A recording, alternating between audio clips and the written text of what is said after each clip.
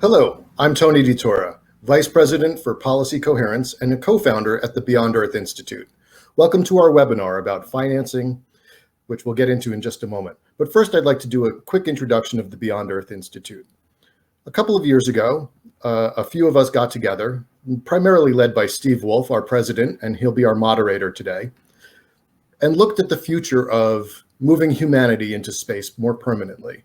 We saw certain things line up. The technology was approaching a point where we believed it could be possible very soon. Some of the world's richest people were expressing attitudes that they were interested in spending their money towards achieving those goals as well.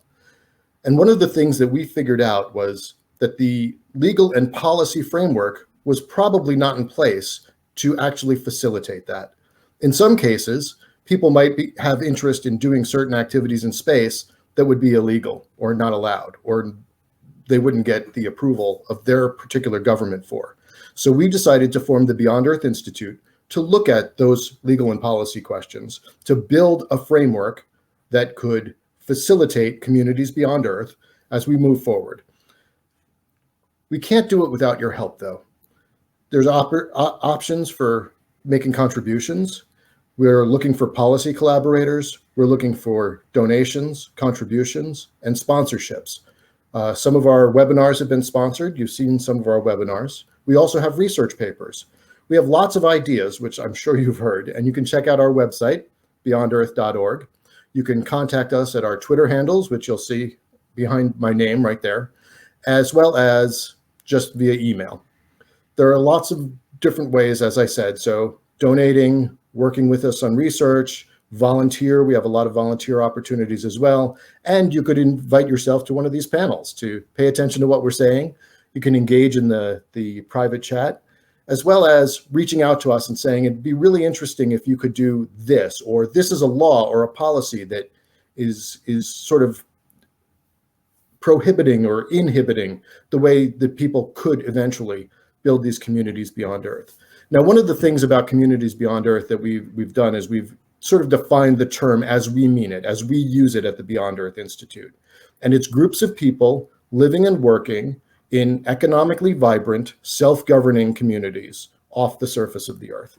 So those components are very important to us. Self-governing is going to be important whenever you have a permanent population. We've seen over the years, over the centuries, how those things work out. And there needs to be some level of self-governance. But a community will also need to be economically vibrant. If you're not generating wealth, then there's not value in keeping that community there. And it's not possible to keep that community there unless you're engaging in an economically vibrant way. So these are all pieces, and we'll get into all that on future webinars and research. But today is more about financing large-scale projects. And one of the things that Steve Wolf asked me was, Tony, is it even legal to do some of these financing methods? Because there are a number of financing methods out there. You may have heard of some of them in the past, and our panel is leading experts on these things. And some of them make great sense, but others might be better suited for the different communities that you want to do. Is it around a mining operation? Are there other purposes for the community? Those are the sorts of questions that come into play. So I'm really excited about this panel today. I'm really excited to hear all about it. So right now I'm going to get ready to turn it over to our president of the Beyond Earth Institute, Mr. Steve Wolf, who will be your moderator today. Steve. Thanks, Tony. And I appreciate that. Usually I'm the one introducing Tony, who's our moderator today. So we have a bit of a role reversal. I'd like to expand on what Tony just said about the Beyond Earth Institute. In general, we have a space policy regime that is focused on putting humans in space as explorers and scientists. While discovery and scientific research are important, our global space policy is flawed in that it does not yet recognize or accept that the end result of all human activity in space will be the establishment of permanent, economically sustainable communities in space, and by extension, the expansion of human civilization out into the solar system.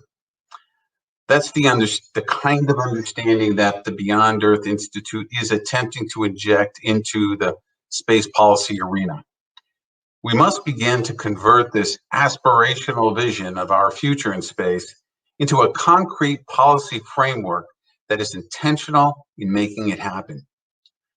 A big part of this policy framework is identifying workable project financing mechanisms that will enable and eventually allow us to pay for the construction of these communities in space. And that's the focus of today. So let's get into it. Just give me one moment. Okay. This program is part of a larger project, and let me just share that with you. So, and it is essentially the title of the program, which is a review of advanced financing options for large-scale space infrastructure and habitat projects. How do we pay for it? This is really the overarching question.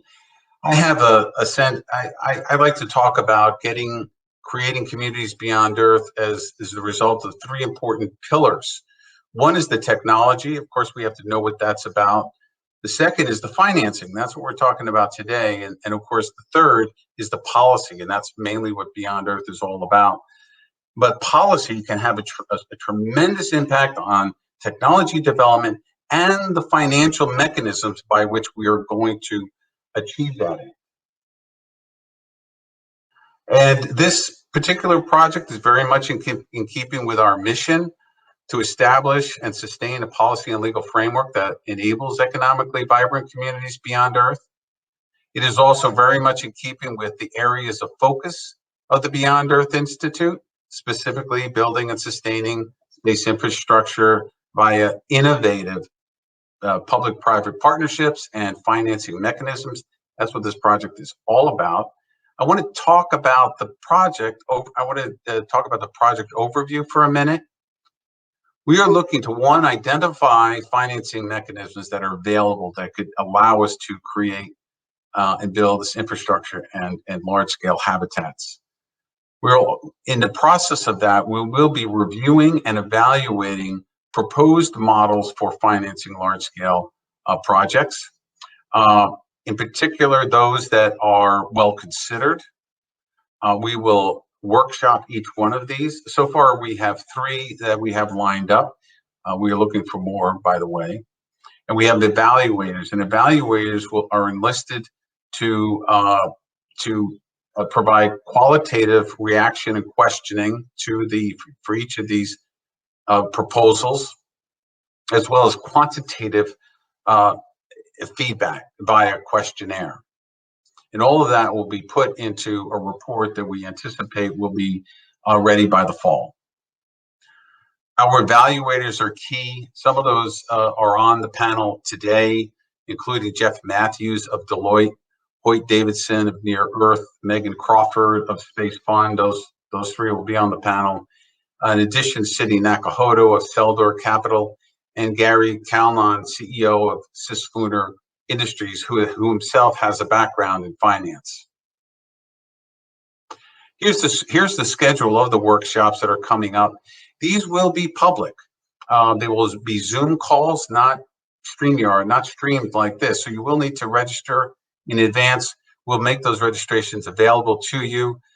Primarily, it will be a conversation between the presenter of the concept or financing model and the evaluators, but all attendees will have an opportunity to ask questions, which will all be part of the research effort. Just briefly, the models that we're looking at right now include the concept of a lunar development cooperative, kind of similar to an authority like the Tennessee Valley Authority, but with quite a bit of twists and turns. Very interesting concept. The next is the Space Corporation Act. It's a very interesting U.S. chartered corporation that would be established to fund these large-scale projects. A very interesting concept developed by Tim Christman, a newcomer to the field, He's the head of the Foundation for the Future. And finally, a concept for a bank of space, which has been promoted by Jason Aspiotis of FinSofy. So we look forward to that. And again, if anyone is familiar with other topics, other mechanisms or models that we should be considering, please let us know.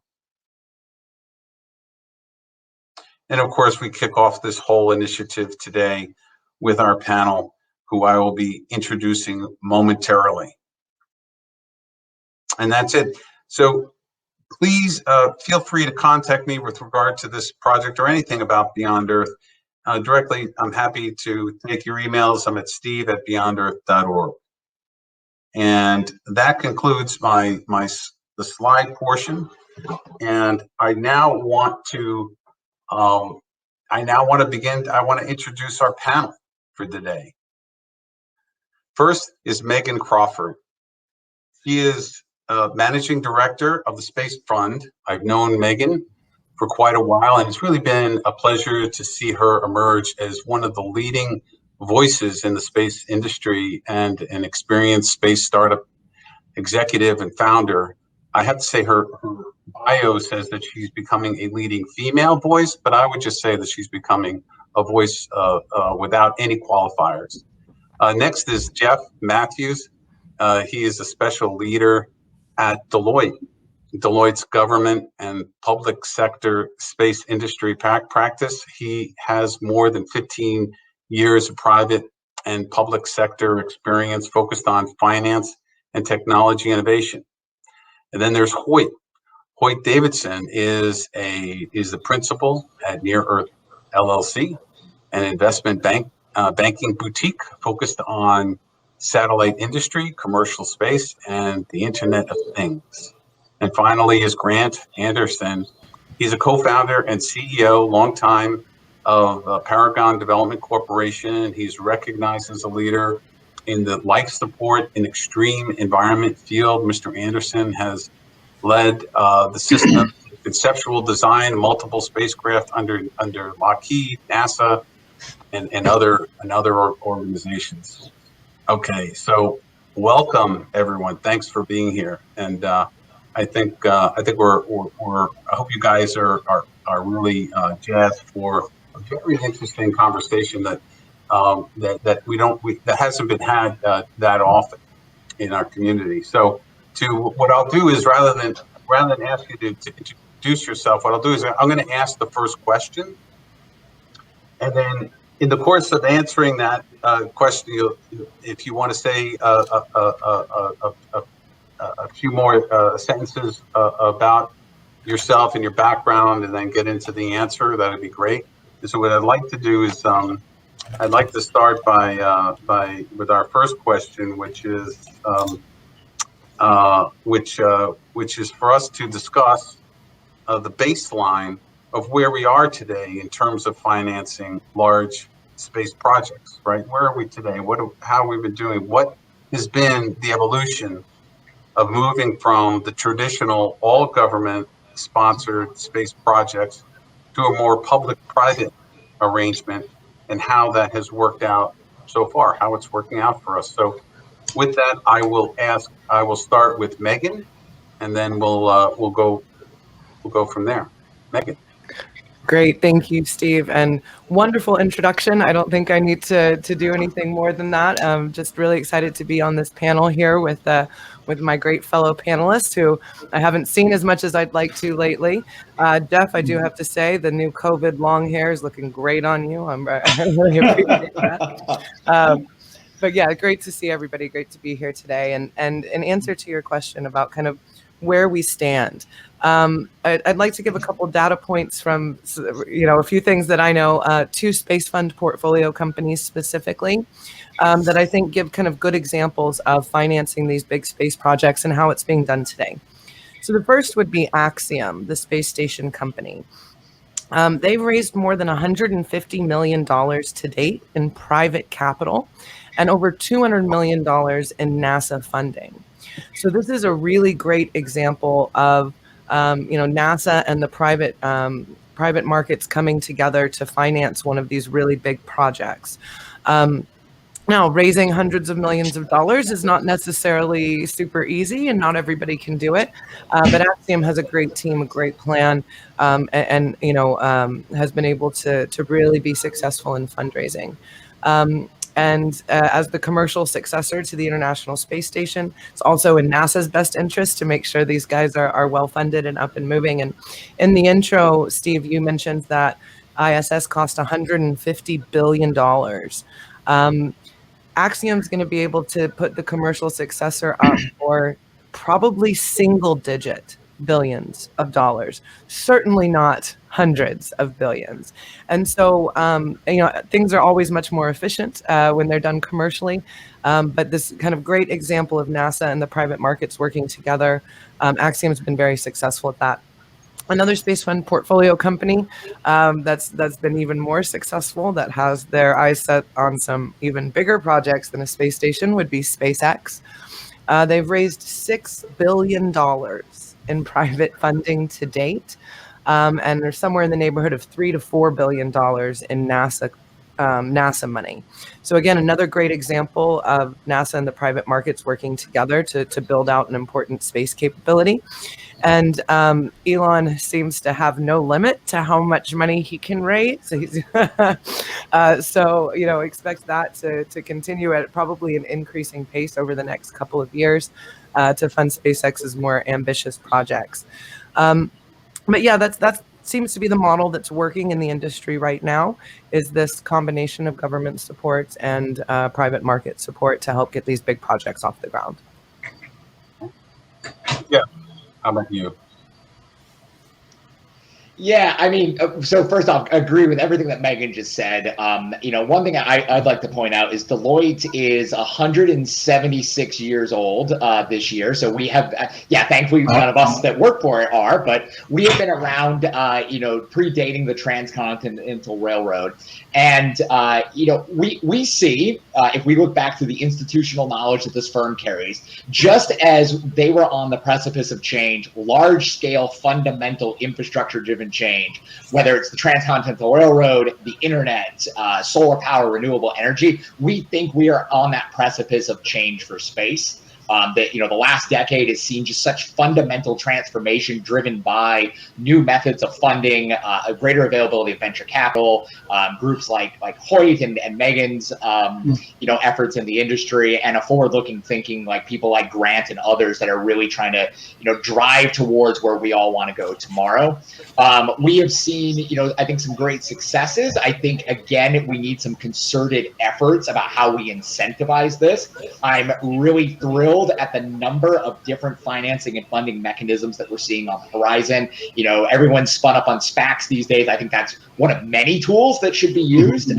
We've done a lot of work over the last couple of years too, looking at those incentivization methods, and could talk about more of that on the panel. But I think when we bring the multiple tools in the toolkit and derive that towards where we want to go, we can really incentivize the change that we want to see. And I'm excited about that opportunity of where public-private partnerships and funding and finance models can coalesce around this sort of future vision.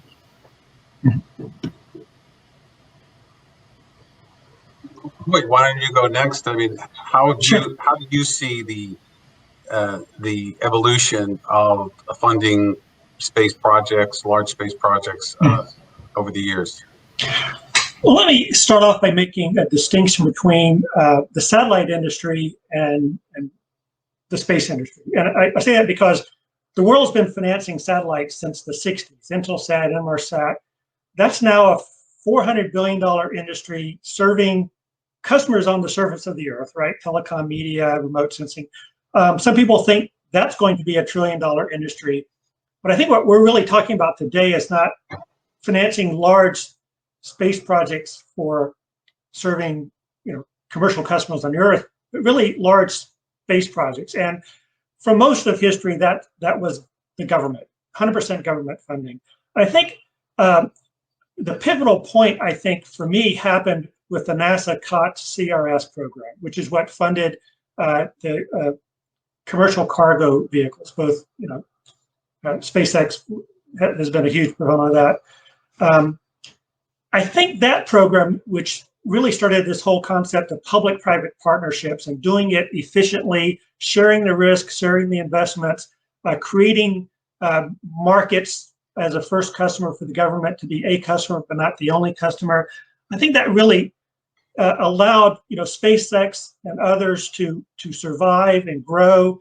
It encouraged some other high net worth individuals, Bezos and other billionaires, to really get into this space business. That encouraged the venture capital community that 10 years ago didn't even know how to spell space, get into it in a big way, and now they're doing $2 billion or more a year into early stage space projects. And that, I think, the last of these, I guess, 5 steps is that has awakened the public capital markets with these SPACs recently. Now there's 10 or so SPACs. There's a few more coming. I'm part of one that hopefully Goldman Sachs is taking public next month or so. And that's kind of the holy grail, because then you open up much larger pools of capital at much lower, required rates of return on that capital. And that's what you need to really finance large space projects. Huge pools of capital that are patient and have lower expectations for their return on investment. So that's how I kind of see the history. Mm-hmm. Great. And Grant, your thoughts on what's been said so far? Yeah, it's interesting. I feel a little bit of the odd man out in this panel because I'm at the side. Although many of you were there at different times in your career of having to satisfy the people that have the money to actually go out and do what they told their investors they're going to do. Just as I want to sort of to step back and go to the 50,000 foot point. Paragon was started in 1993, and it was sort of around this idea that there was going to be this new facility called Space Station, and we saw that there was a lack of the ability to actually design experiments and utilize the space station for what it was being sold for, which was science and how you would do science. And I will say for the first 15 years of the space station, 89 or 90% of the time was spent maintaining the space station itself, and 10% was the time for science. And it was really, really nice the last month to see like 9 people up on space station at once, because it's when you start getting those big numbers of people that you can actually do useful things that will bring back returns in a more large-scale fashion.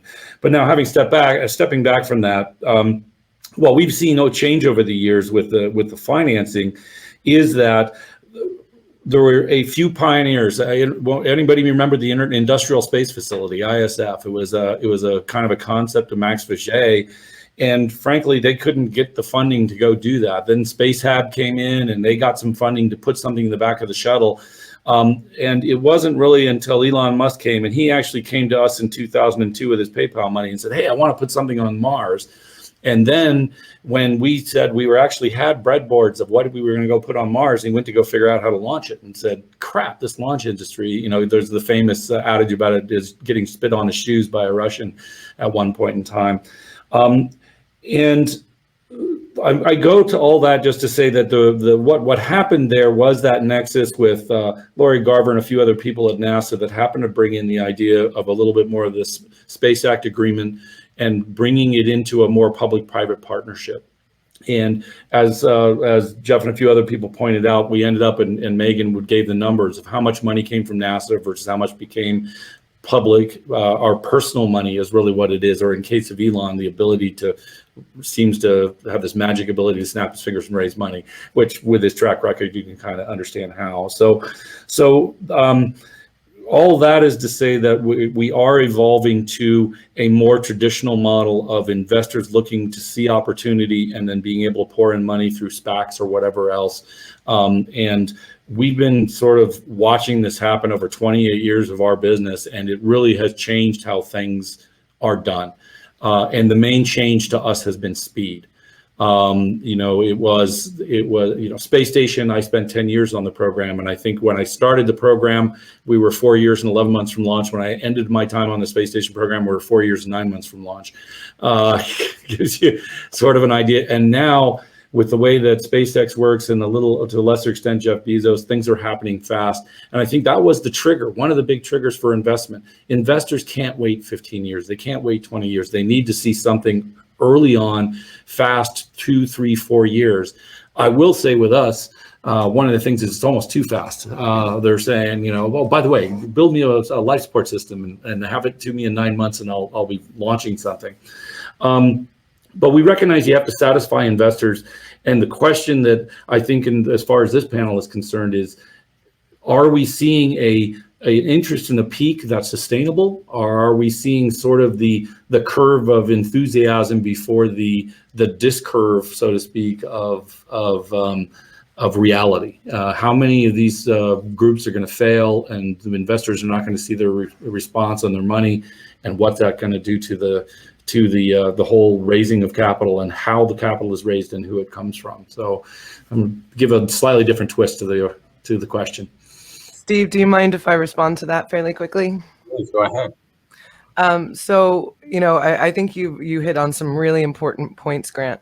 One is kind of this investor confidence in the industry. If a lot of these companies fail, how is that going to affect investor confidence, both at the early seed stage venture capital level and also at the public markets level? This is one of my concerns with kind of the recent space SPAC environment, is that so many of these companies are pre-revenue. And that means they're still fairly high risk, and there's still a fairly high risk of failure. And so if a lot of these public market investors get burned on this first group of SPACs, that could affect their interest in coming back as some of the more mature companies start going out to the public markets, either via traditional IPO or SPAC. And then also from the early stage, from the venture capital perspective, one of the reasons Space Fund was founded is because we saw this venture capital money going into the wrong places. We're currently tracking 163 launch companies around the world. And according to our analysis, we think there's room for no more than 20 of them to survive. Yet Silicon Valley still keeps dumping hundreds of millions of dollars into launch company after launch company after launch company. The time to invest in launch was 10 years ago, when Elon and Jeff were really getting their now 20-year-old businesses up and running. But another key aspect to this is Space Fund did some research on the new space exit environment, because, as we were putting together the fund, it's a 10-year fund, as most venture capital funds are, and we kept getting pushback from potential investors. Space is too rich for my blood, and it takes too long. And so we had to kind of go out and disprove those two myths. So of the 50 plus new space startup exits that we're tracking, the average age at exit was 7 years.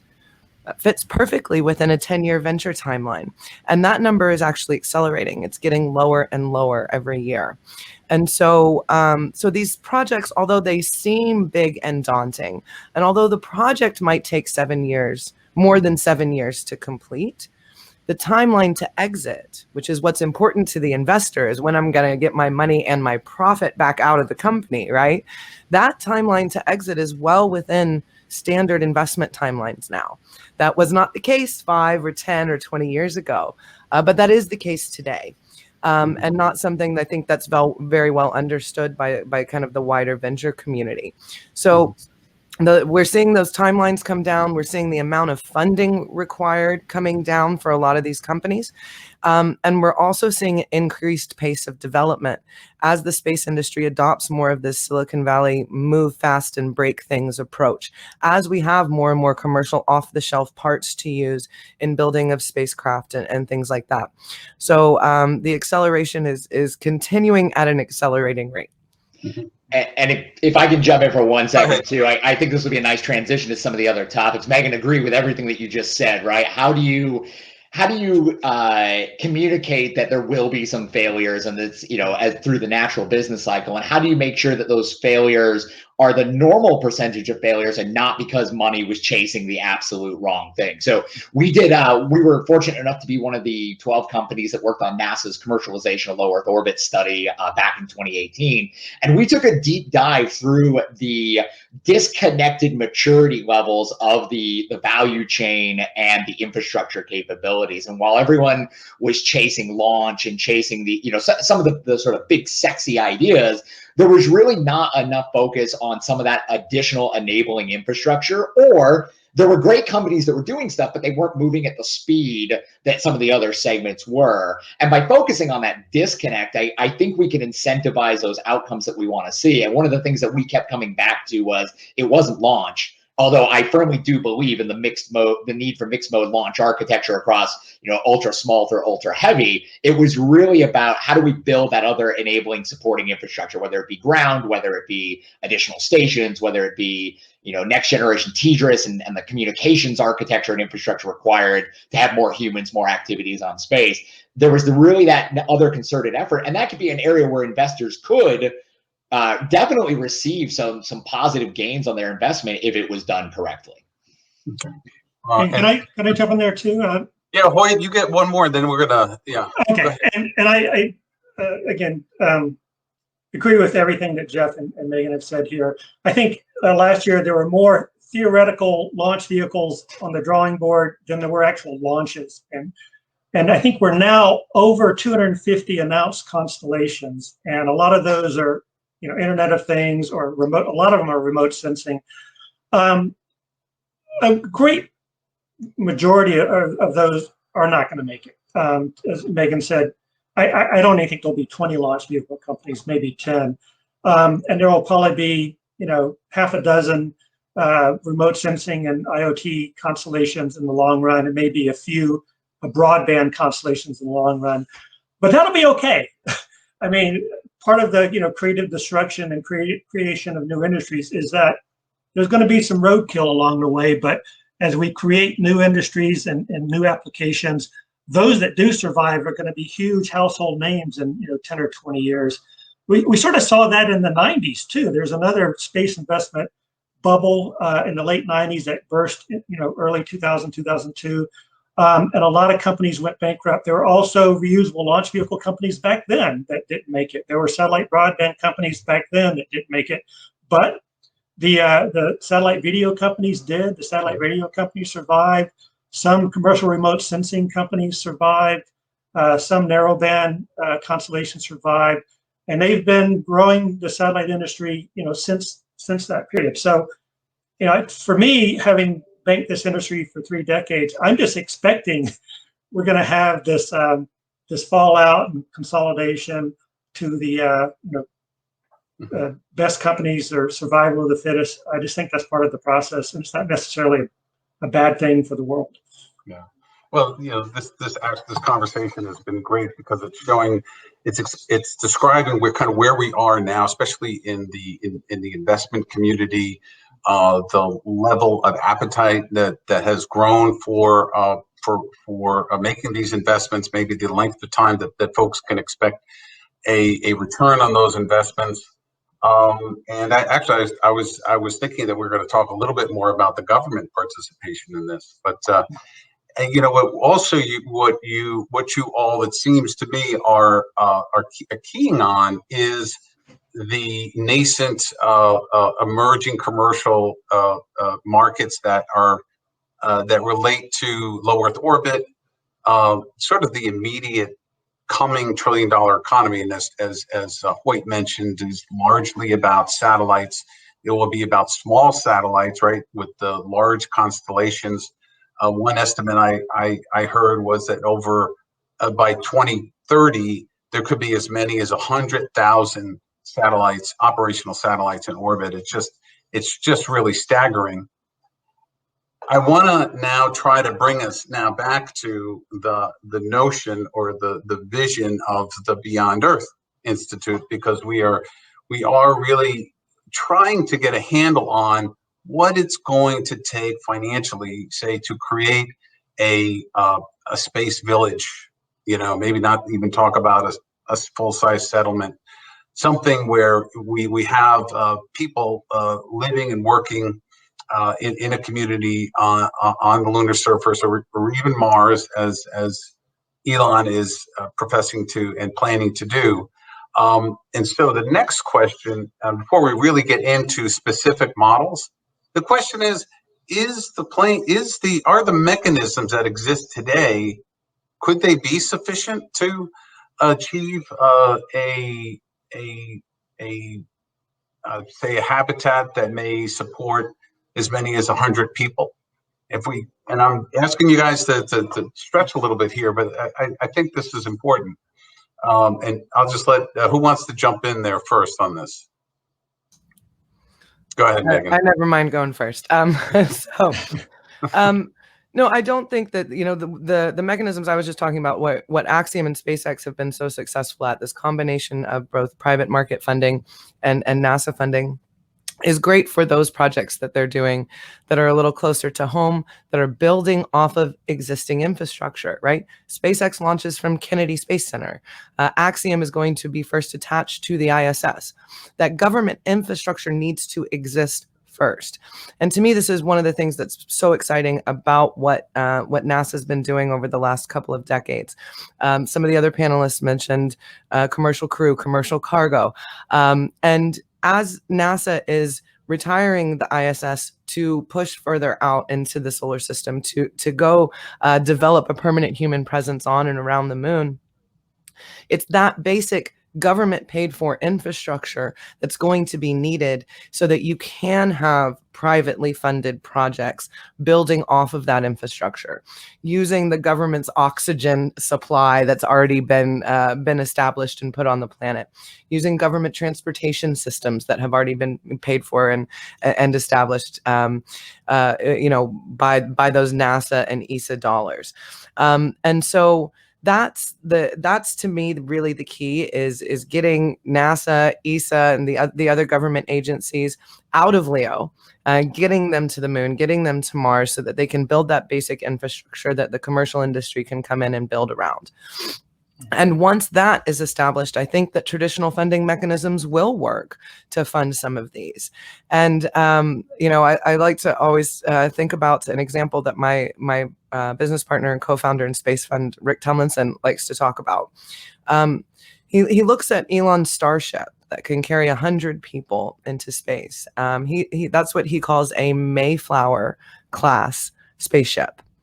And when you think about those initial settlers here in the United States, they were a religious group who put together all of their personal savings, took out loans, did everything that they needed to do so that they as individuals could come up with the capital to get on this boat and go halfway across the world.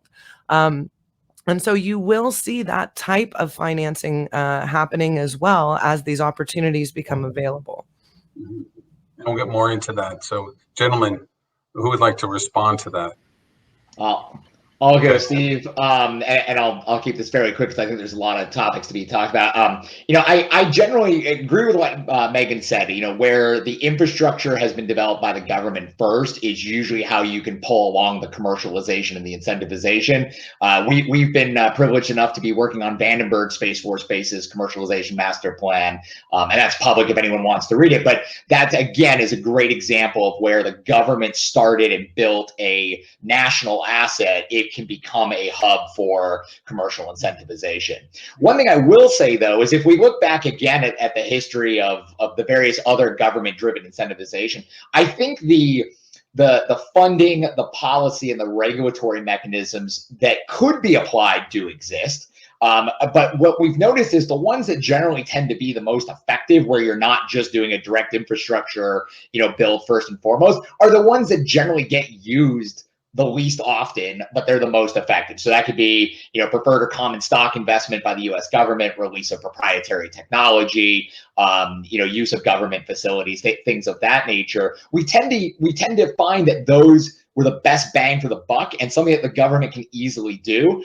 We just haven't seen them be deployed at scale in the space industry, at least not, in my opinion, beyond, say, something like the ISS that's actually in orbit and can incentivize this. So I'm optimistic that we can apply some of these mechanisms to solve some of these problems. And I know Hoyt and some of the other groups that you had mentioned, Steve, earlier, like Jason and his Bank of Space, are very much looking at how we can leverage that. So I'm excited that conversation is continuing, and I hope that we can do something collectively to bring more of those methods into the sort of toolkit, so to speak, and we can start deploying them more, because they could be very additive to what we're already seeing from a capital market perspective.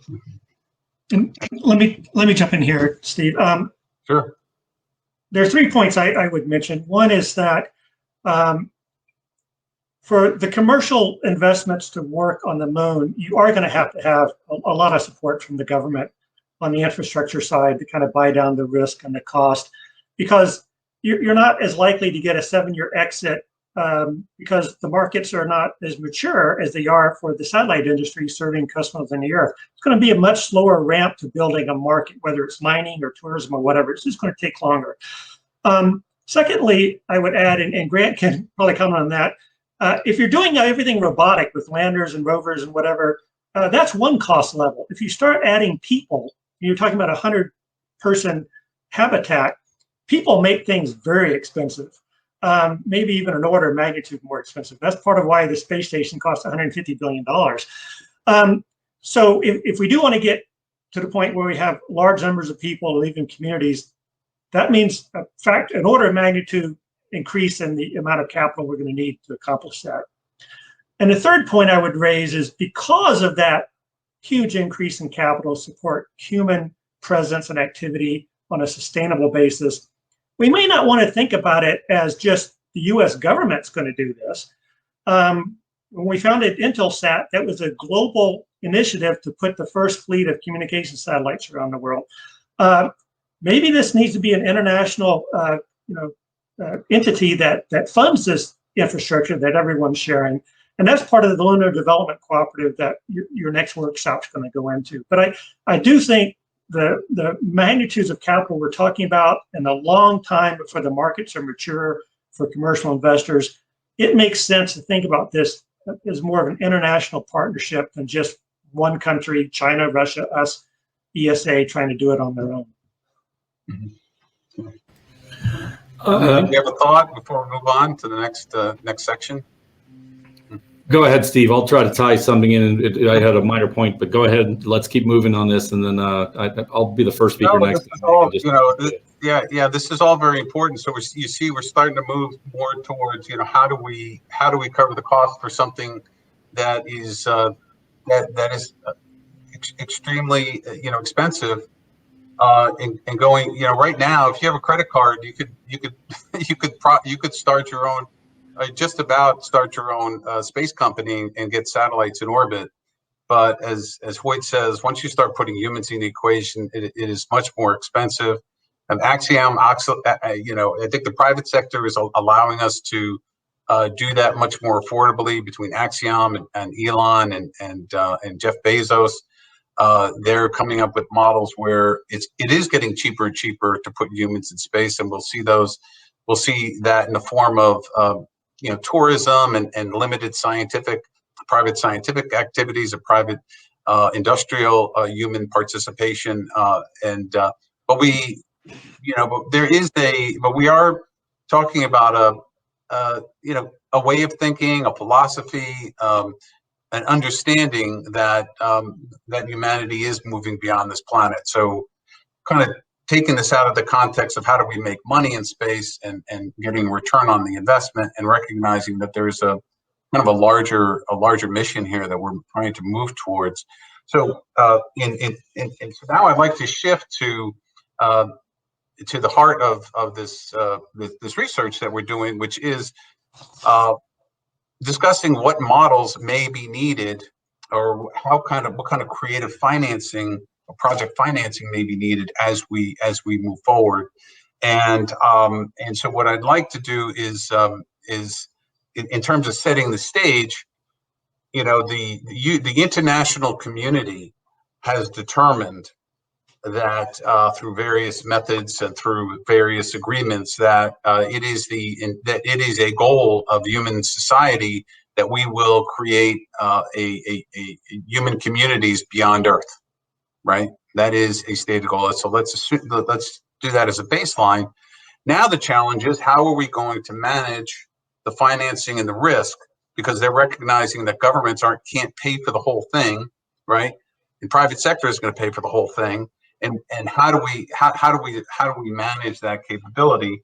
And so what we've come up with the help of the panelists here, we've come up with a number of options that will help us to do it. Some of those were mentioned already, but I'm going to start by putting on the table here And if I go one by one, it may be challenging. So maybe we won't get hear from everybody on every one of them. But we'll start with the Tennessee Valley Authority model, right? So and maybe I'll leave it to the panel for someone to jump in there first, explain what that is a little bit, and then how that might be applied or might be appropriate to this kind of a endeavor. Who wants to take that on? Well, I can summarize it quickly. I mean, there's lots of authority models, from Tennessee Valley to port authorities to your local airport authority. It's basically a government body that is in charge and owns an asset that it then provides to the public, and then charges, whether it's utility charges for using electricity, or if it's gate fees and landing fees for airports, or just tolls over bridges and tunnels for things like the Port Authority. That's an interesting model. I'm not sure it's diverse enough in its assets or applications to be the right solution. And it also, and some of these authorities can be prone to corruption and inefficiencies. And being a New Yorker, I wouldn't wish the Port Authority on any moon or planet in our solar system. So, but it's worthy of a review. I just not sure it's going to be the final solution. I'd rather have something that was, again, international and mixed government, commercial, not just purely government in terms of the board and the governance of the entity. Mm-hmm. I mean, similar to that, Hoy, I agree with you on the model. We did look very closely at the Hoover Dam, where it was much more. It was in the same vein of the Tennessee Valley Authority model, except it centered around one specific piece of infrastructure with one specific job. And in that case, at least out here in the West, we've seen the Hoover Dam model for generating electricity work fairly well. So I think if that model was applied to something very, as much as I hate to say it's hyper specific, right? Whether that was a resource that was available or a capability, and that's where the model was applied specifically, not as an end all be all for everything, then I think it could be effective. But if we were saying that that's the model for everything that was being done on the moon, I don't think it has the scope, size, scale, or depth to really be as efficient as we'd want to see it. Exactly. Anyone else? So we're talking about authorities in general, right? Not the Tennessee Valley, also Port Authority model, this idea of having I guess a quasi-governmental entity that's overseeing things, taking fees to sustain itself over time. I know Grant or Megan, if you have any thoughts on that model. I would just say that, agreeing with what Jeff's saying about it really does have a lot of limitations and it can't solve all of our problems.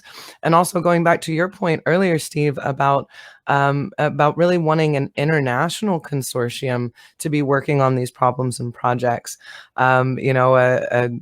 Whereas these kind of authorities tend to be fairly local at the state or the city or the county level, even not even at the country level in some cases. And so yeah, I don't think that it's enough, although it's not necessarily a bad model to be thinking about as we're looking at these bigger development projects. Mm-hmm. And I think it's perfectly reasonable that there would be a mix of mechanisms, right? So perhaps an authority would be part of it, but then and to go down to the next item, which is a government-sponsored investment corporation, right? That we use that for international. We use that to support developing nations in various ways. So we make money available for investment with very favorable terms for repayment and so forth. So this would be a model that would maybe support a more purely private investment, and also put the government, the sponsoring governments, maybe the international community, at somewhat less risk for that investment. So curious your thoughts on that aspect. Yeah. So no offense to the best government on earth, but the American government is not necessarily a great investor, doesn't necessarily have a great investment track record. And it's because they're government, right? They're not thinking about things the same way investors do. If you take a look at the NQTEL model, which sounds amazing and sounds great, why does the CIA have to still give them money every year? Why aren't they earning money 20 years on, right? So, there's there are, in my mind at least, and keeping in mind I am a venture capitalist, right? So I don't think that the government is the right person to manage an investment fund. Are they the right entities to put up the money? Sure. Mhm. Are they the right entities to manage the investment process? Probably not. So I would much rather see some sort of hybrid model. So a really great example of this is our friends over across the pond in the UK, Seraphim Venture Capital. They got a big chunk of their initial funding directly from the UK government. And on the back of that, we're able to go out and raise effectively matching funds from the private markets. And so, and now the UK government has a much better shepherd of its capital in a professional investment fund that knows what they're doing. And so I would love to see a more hybrid model than kind of what we've seen in the past from government investment funds. Let me add a little bit to that, because I agree and disagree a little bit. I agree that, if the government's trying to be a venture capital firm, that's just wrong and it's not going to work. NASA actually tried that. They stood up Red Planet Capital as their own captive VC firm. It didn't work. It was doomed from day one. And the government shouldn't be doing that. I think they shouldn't be competing with the venture capital industry in general. But something like the Overseas Private Investment Corporation has a very good track record. And that was an entity created by Congress to go fund infrastructure projects in developing countries that had immature markets, a lot of political risk. And they did two kinds of investments. They would find good equity sponsors who were going to put in lots of equity, and they would put in senior debt on top of that equity to help close the business case for the equity investors. So they wouldn't be owners, but they would provide senior debt capital. That closed the business cases and allowed tons, hundreds of projects to be done, and I think over 100 countries to date. And they I think add $1 billion more to the treasury every year, so they are profitable. The second way they were able to invest is they could put up to 30% of the capital in a fund that was focused on the developing world. And that's similar to the example Megan was saying. But in this case, that 30% of the capital was again senior debt. So the taxpayers would be the first to get their money back, from that fund. But having low cost capital for 30% of your fund allowed these investors to go out and raise the rest of the money from other people, because again, it closed the business cases. And that's an interesting model that we could maybe explore, because space is very much like a developing country. It has immature markets, it has some political risk, and it needs the government to help. But the government again shouldn't be helping as an equity owner. They should be helping as low cost, debt financing and first money back to protect the shareholder, protect the taxpayers. Yeah, and if I could say something here, the one model that I, when I think of historically and everything else, is the Hudson Bay model. It was incorporated in 1670 as a royal charter, and really what that did was almost as what we're trying to do here with Mars and the Moon. There was this large, undeveloped area of the world, mainly Canada in this case, and the government got behind a company that then would exploit it. And really, if you think about what we're trying to do, and we talked earlier about return on investment, it's when does that entity, don't call it a colony for a lot of reasons, but in reality it is, in the beginning at least, how are you going to make that return on investment? Because ultimately, it's not going to be the vacation spot of the world. No matter how much I do with life support, I'm not going to be able to make Mars the vacation spot of the world, I don't think. But I really would encourage looking at that model, and that's the one where it approaches or speaks to Megan thing. The government is really not good at running these entities and stuff. They have a different motivation, a different understanding of what really returns things, investments. And the Hudson Bay model actually worked very well for a long period of time until it was developed, and then it went on to, now I think that mainly what you can buy from Hudson Bay is quotes, right? It's a totally different entity now. But there was a very big usefulness, and it was a very big usefulness for hundreds of years, and it may be those types of timeframes we're looking at for this. And I'll add one last thing. So I agree with what everyone said. We spent a lot of time internally looking at the role of business development corporations last summer and their ability to take, government capital as an initial sort of starting framework, and then whether that there was a pathway towards an IPO to raise additional capital or provide an exit. It's not an end all be all, and it's not the silver bullet by any means. But I think if the government can put up some capital to begin with, then there's a lot of options that we can find on the table. But it needs to be decoupled from I am there to fund an ACAT 1 prime program, and more about the infrastructure, the aspirations and desired end states for the infrastructure. And I think to what Megan and Hoyt and Grant have just said, there's combinations of all of those concepts, I think, that could be packaged together if some centralized entity can at least come and sort of guide those conversations. And Steve, maybe that's the impetus back to you to do that, is to help guide those conversations around. It's a little bit of this, a little bit of that, a little bit of this, but it all holistically and cohesively drives towards those aspirations we want to see. Yeah, we would love if we are just at the beginning of this conversation, and it could very well lead to a specific recommendation from Beyond Earth Institute.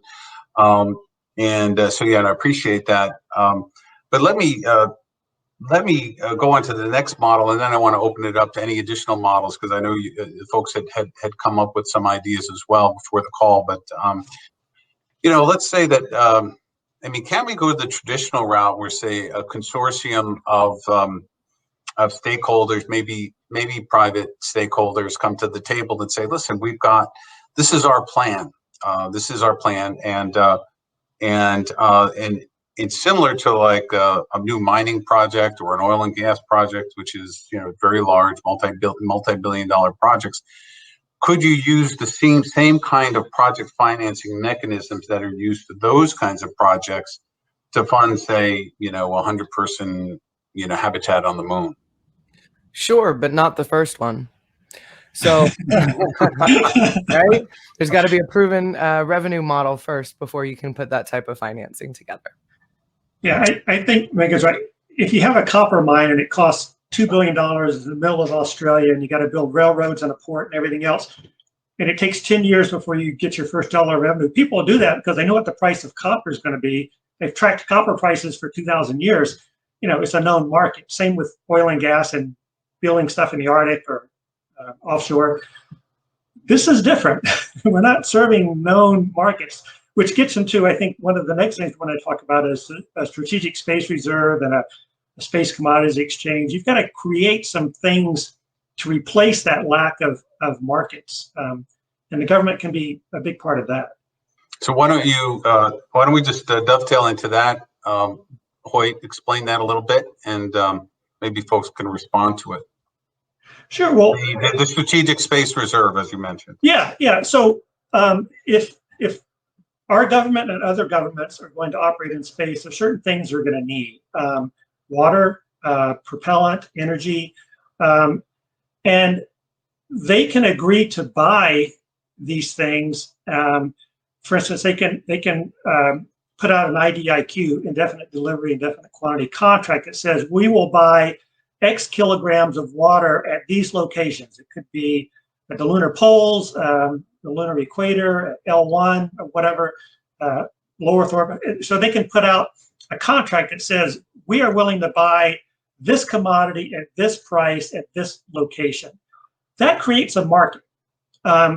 Then people can go out and try to figure out the technologies and raise the capital to go out to try to provide, let's say, water at these various places. And if they can do it at a price, at a cost that's lower than what the government's willing to pay to fill up these reserves, then you've primed the pump and started a new business. So that's kind of the general concept of the strategic space reserve.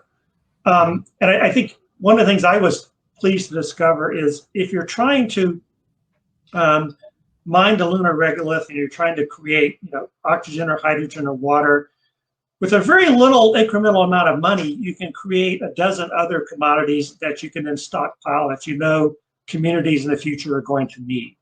But there's no one willing to pay for that now. But if the government is willing to pay to create these commodity reserves for the future, then that may be the key to jumpstarting some of these businesses. I think you're absolutely right, Hoyt. And one of our portfolio companies, Orbit Fab, is building fuel depots in space. And so the government as an anchor customer is a hugely important part of their business plan. But one of the things I think that gets overlooked by a lot of space companies who might not understand kind of more sophisticated financial mechanisms, when you get these futures contracts, especially from a customer that's as solid as, say, the US government, you can monetize those today. You can borrow against that futures contract to cover your expenses today. Now, it's expensive. It's maybe not the cheapest way of obtaining capital. But even though those payments will come at some point in the future, you can produce financial value out of them now. And to me, this is one of the most important things the government can be doing. This is something we've been talking to Space Force and Air Force about, that this is one of the most important ways that they can help the startup community is by becoming that anchor customer.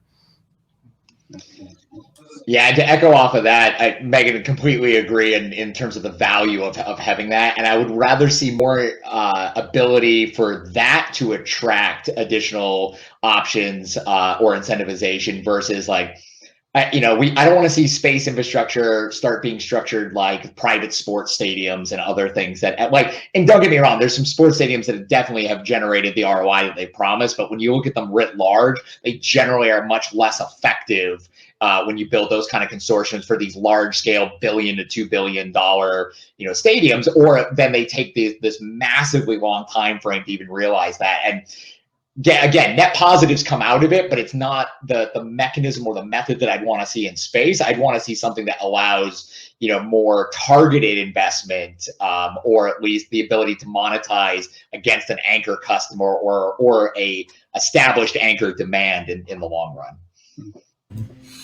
Yeah, and from Paragon's standpoint, we've responded to this. I mean, if you look at our portfolio of the public IRADs we're doing, the public R&D we're doing, the SBIRs and stuff, you'll see a pattern associated with development of things in which we recognize there is a customer that may finance down, like what we call the IHOP program, the In Situ Hydrogen and Oxygen Production Program.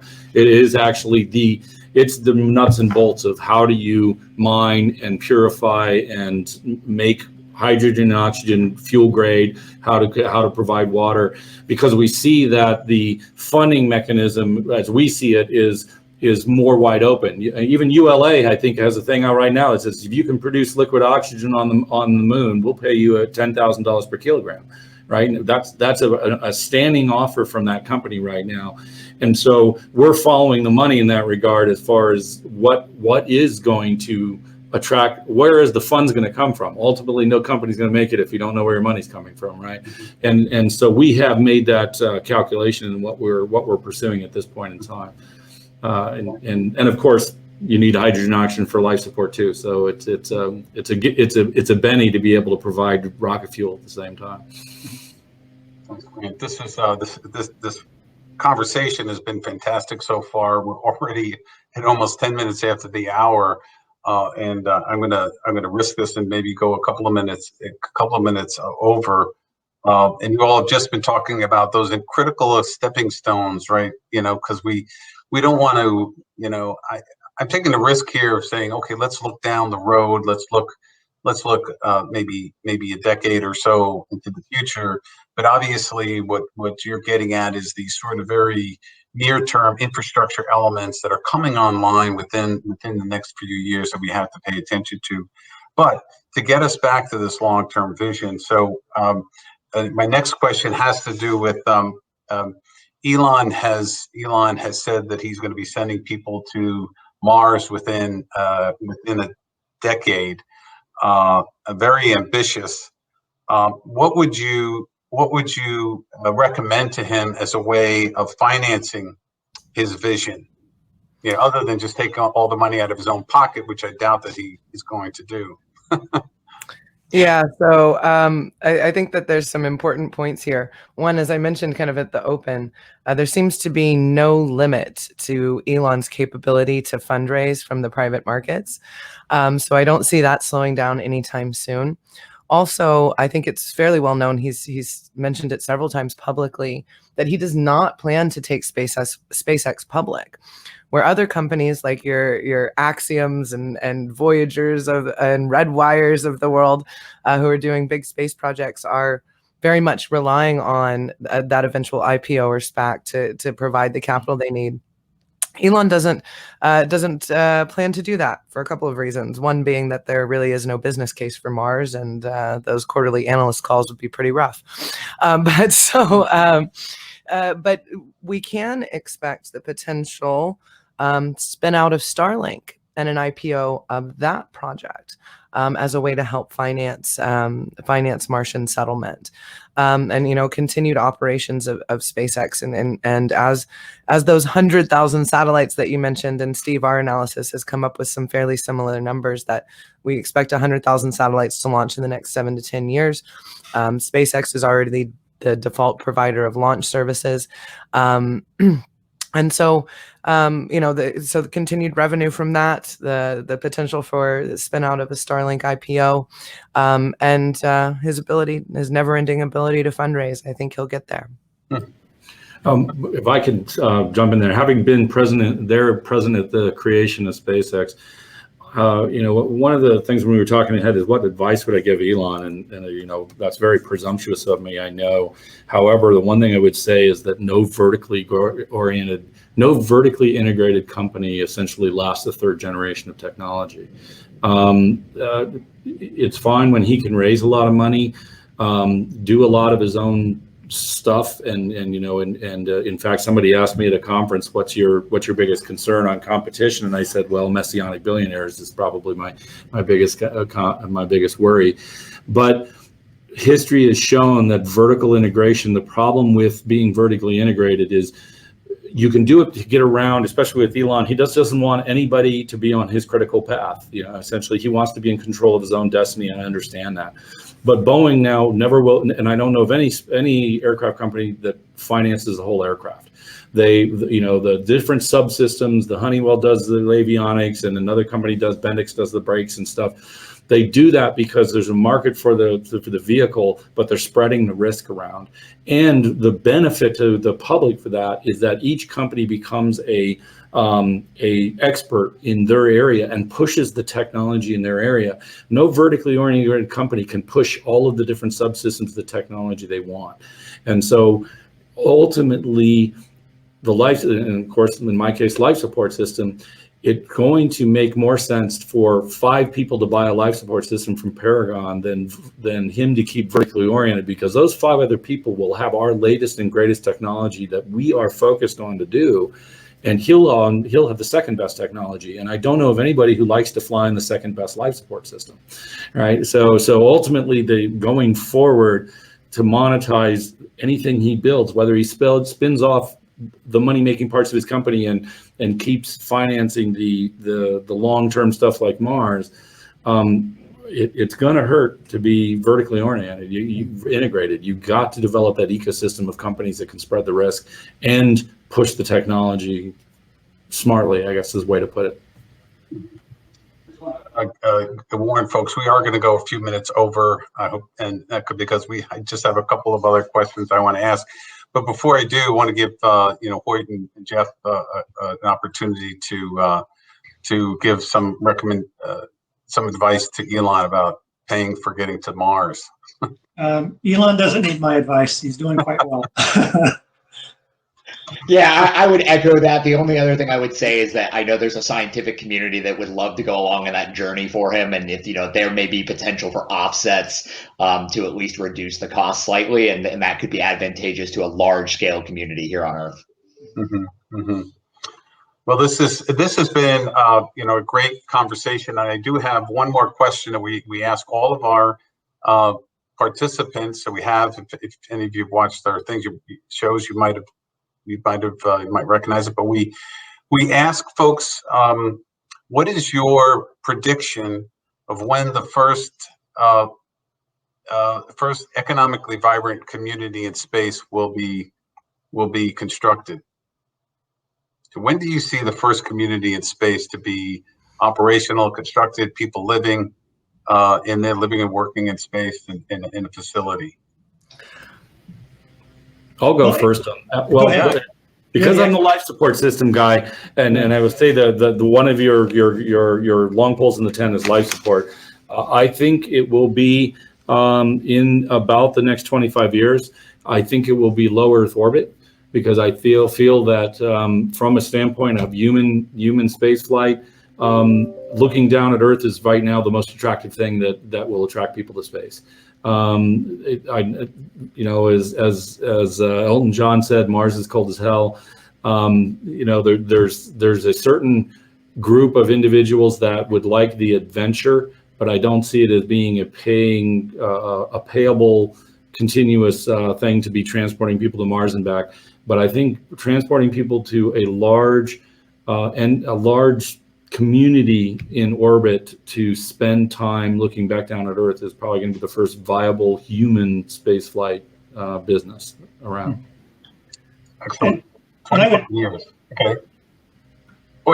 I would say for talking about the moon, and I don't disagree with the comment about low Earth orbit. I think that's probably right in the right time frame. I would pick the same thing, but I think it's going to take us 10 years just to get a sustainable outpost for a few astronauts and scientists on the moon.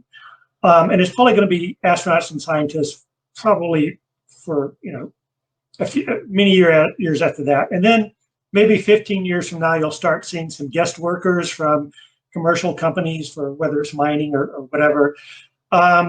So a lot of technicians and guest workers, and maybe start having some high net worth individuals who can afford to get there in the 15-year period, but not a community. I think it's probably 25 years or more before you have a community as you define a community on the moon, and that may be optimistic. And I think that's really the key, is the definition of community, right? Yeah. The Axiom space station is going to be going up over the next couple of years. Does 3 commercial astronauts make a community? Probably not really, right? But that's still humans living and working in space, which is a great step towards that direction, right? I'd say that within about 10 years, you'll see some permanent government outposts, around or on the moon. But I agree completely with the assessment that it's a 20 to 25 year timeline before you have private communities that can be self-sustaining without continuous resupply from Earth and all of that. Now, as our life support expert alluded to, a lot of that technology needs to be created now. We need to start working on that today in order to make sure that it's ready and fully vetted for those communities, for those first kind of government outposts 10 years from now, and those eventual communities in the 20 to 25 year time frame. We are, Megan, we are. Yeah. So I'll echo everything that was said. If I had to throw a dart at the dartboard for permanent human presence on the moon, likely government sponsored, I keep throwing it at 2035. I think that's a reasonable time frame for it. And then I think we're going to see the communities really develop in low Earth orbit first, thanks to the efforts that are being done today in terms of being able to get habitats, infrastructures, and plan that towards tomorrow. I would love to be proven wrong, obviously, and would be very excited if my time frames that I have in my mind got blown out of the water because they were 5 or 10 years earlier. But again, I'm hopeful for communities in Leo towards the end of this decade, maybe early next decade, and permanent presence government on the moon by 2035. But please, somebody prove me wrong. Oh, that's wonderful. That's a great last comment to make for this program. Jeff, Grant, Megan, Hoyt, thank you so much for a fantastic conversation today. And we are going to continue this work as we go forward. So I look forward to your continued participation as we explore this dimension of developing communities beyond Earth. And so with that, I thank you, and then I invite, I guess, Tony to send us off. Hey, Steve, I don't know if Tony's in the green room anymore, so I guess I'll send y'all off. Yeah, that's fine. Or, you and I, yeah, I'll just say again to the folks who are still with us that we are very excited about this project that we are on. I invite you to continue to communicate with us. I know a number of you have asked questions, and we wanted to, we certainly will collate those and respond accordingly. But certainly go to our website, beyondearth.org. Contact me directly, Steve at beyondearth.org if you in any way want to be part of this particular project or any Beyond Earth initiative. So with that, Brett, thanks a lot. Thanks for your help, and we'll see you all next time.